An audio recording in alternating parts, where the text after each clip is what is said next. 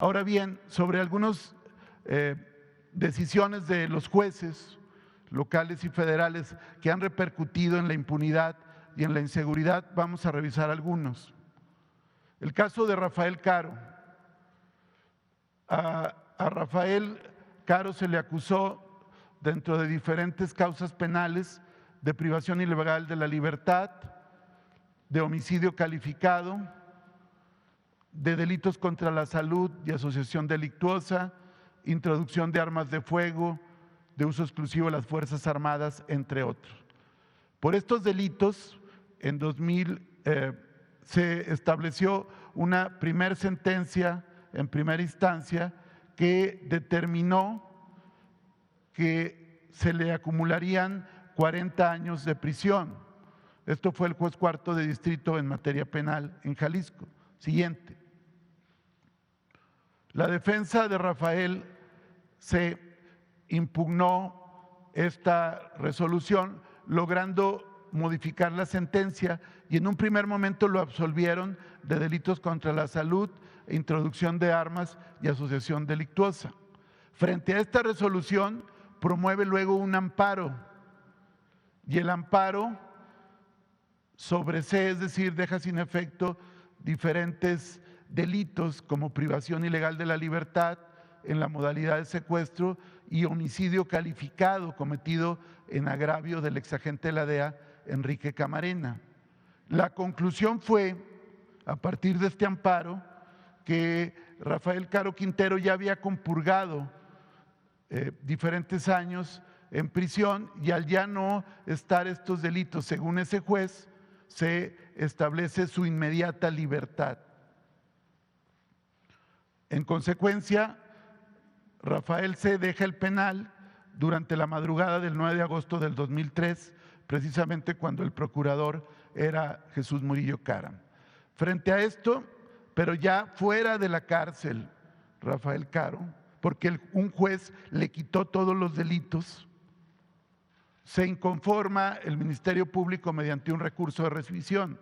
Siguiente.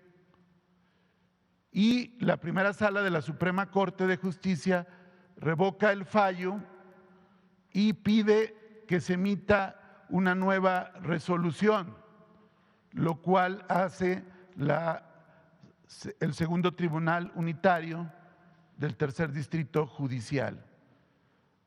Se revisa nuevamente y se le impone una pena de 73 años. En la época el máximo era de 40 años, es decir, le faltaban por cumplir 11 años, 7 meses, y ordena su reaprehensión. Sin embargo, en todo este tiempo, Rafael Caro ya se había reconstituido nuevamente en un líder criminal con operaciones delictivas en varios estados del país. Se ordena su reaprehensión, pero esto duró 7 años para que la Secretaría de la Marina pudiera reaprenderlo, y actualmente está en litigio la extradición porque le han concedido jueces diferentes suspensiones para no ser extraditado. Aquí hay un caso relevante. Siguiente.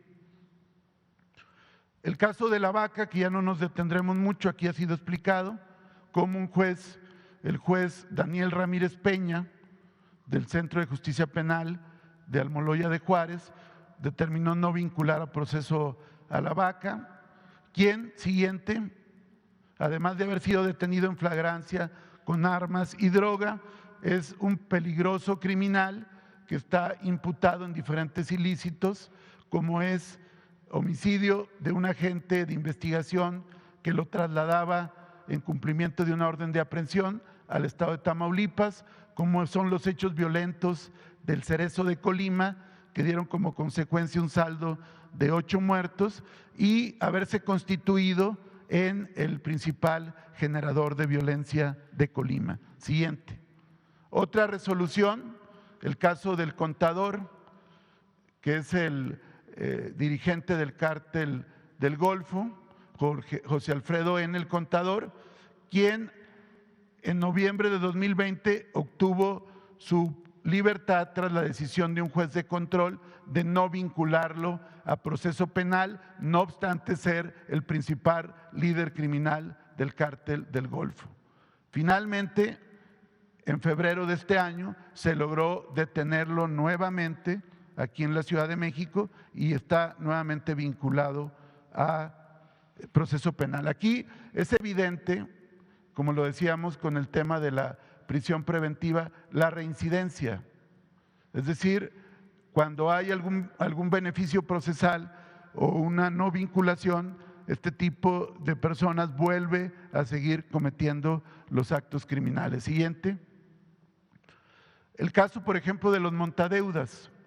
Se detuvo a 23 personas, varios de ellos están bajo proceso penal, en libertad, porque aquí sí no aplicó la prisión preventiva oficiosa, y 5 más sí están detenidos. Pero aquí lo relevante es que en los cateos se encontraron 1,020 chips de celular prepago que utilizaban para precisamente sus actividades criminales.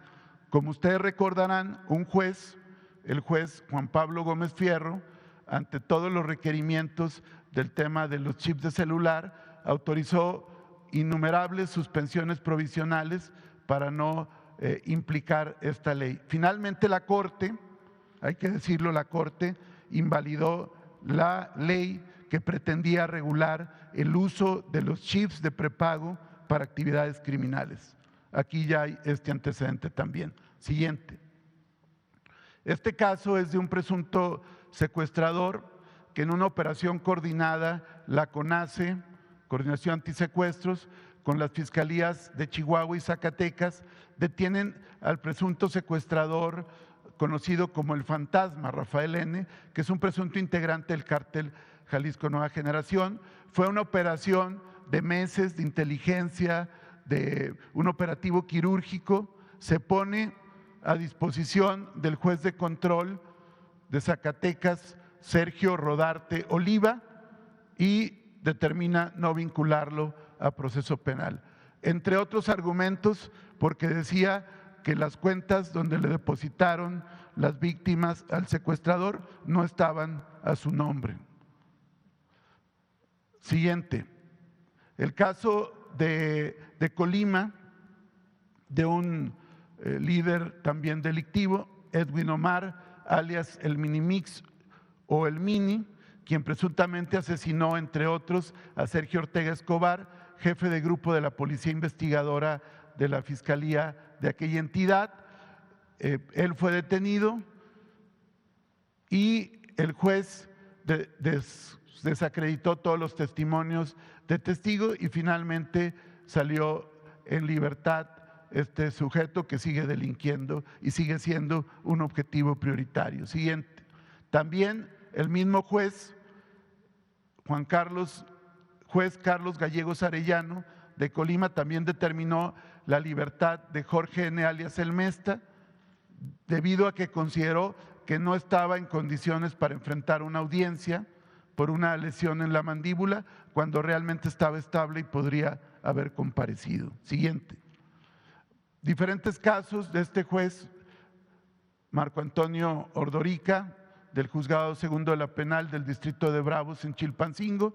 Él ha exonerado en diferentes procesos a presuntos secuestradores. Luego, después, el Tribunal Superior revierte la sentencia, pide la recaptura en virtud de que efectivamente sí estaban involucrados en secuestros, pero estos individuos ya estaban muy fuera del brazo de la justicia y siguen cometiendo secuestros. Siguiente. El caso de la juez Viviana Judith Juárez Vázquez, que está en Baja California, en 3 casos que se le han presentado de detenciones en las garitas con armas de uso exclusivo del ejército, o también en la aduana, cuando también con armas detuvieron a otros sujetos.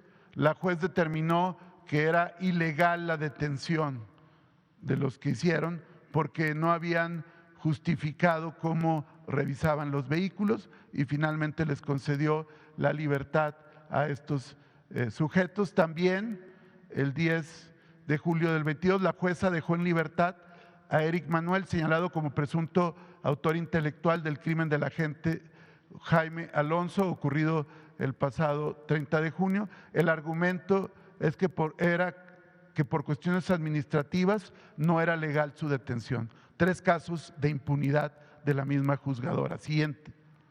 Este caso de un feminicida serial que se le atribuyen el asesinato de al menos 5 mujeres, a quienes secuestraba, violaba y asesinaba, mujeres mayores y menores de edad. Un juez local en 2016 dictó auto de libertad debido a que había encontrado inconsistencias. No obstante, que el feminicida había señalado incluso el lugar donde enterraba a las víctimas. Sin embargo, la madre de una de las víctimas logró un amparo, se reabre el caso y actualmente continúa en un penal de alta seguridad. Siguiente. Otro caso también de un juez de control del estado de Tlaxcala, Daniel Hernández George, que determinó no vincular a proceso a 3 personas involucradas en un grupo de secuestradores conocido como los Lucios.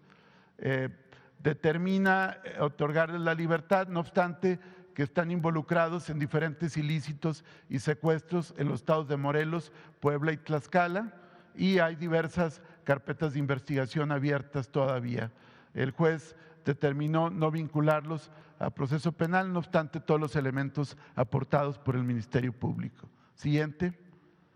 Los casos de las cuentas de Kamel Nasif y Mario Marín, 2 jueces federales otorgaron el beneficio para que se descongelaran las cuentas quienes se encontraban prófugos. Luego Mario Marín finalmente fue detenido y ahorita se encuentra en un cerezo en Cancún, pero en ese momento los jueces determinaron descongelar las cuentas que implicaban la cantidad de 800 millones de pesos. Siguiente.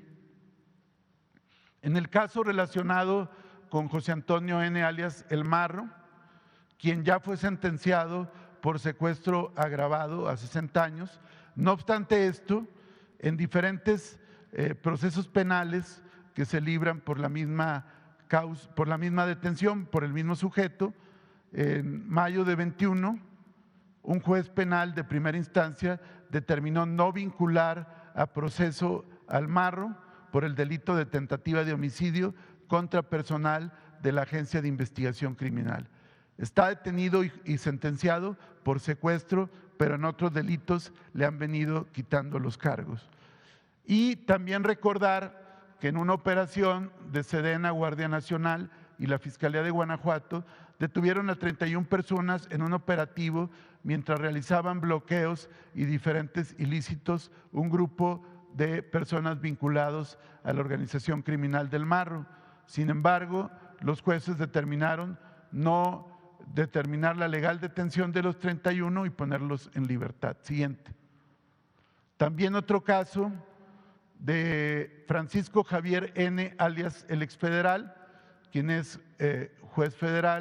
un juez federal, determinó no vincularlo a proceso penal, no obstante que este exagente de la Policía Federal, Javier N., estaba implicado en el desvío de 2.500 millones de pesos en cheques de la extinta Policía Federal y él se había entregado a las autoridades. Francisco Javier N. es uno de los 19 exfuncionarios de la Policía Federal quienes son acusados de delincuencia organizada y lavado de dinero. No obstante todas las evidencias, el juez de control del Centro de Justicia Penal en el Altiplano, en el Estado de México, determinó no vincularlo a proceso penal. Siguiente. Hasta ahí los casos de los jueces. Muy rápido, en obvio de tiempo, comentar que otro caso de Free Fire que ya habíamos expuesto del videojuego, finalmente en Ecatepec, Estado de México, fue detenido Luis Eduardo N. por parte de la Fiscalía General de Justicia del Estado de México. Se logró la detención de Luis Eduardo, de 19 años, quien es investigado por abuso sexual en agravio de una niña de 12 años, quien fue reportada como desaparecida finalmente encontrada.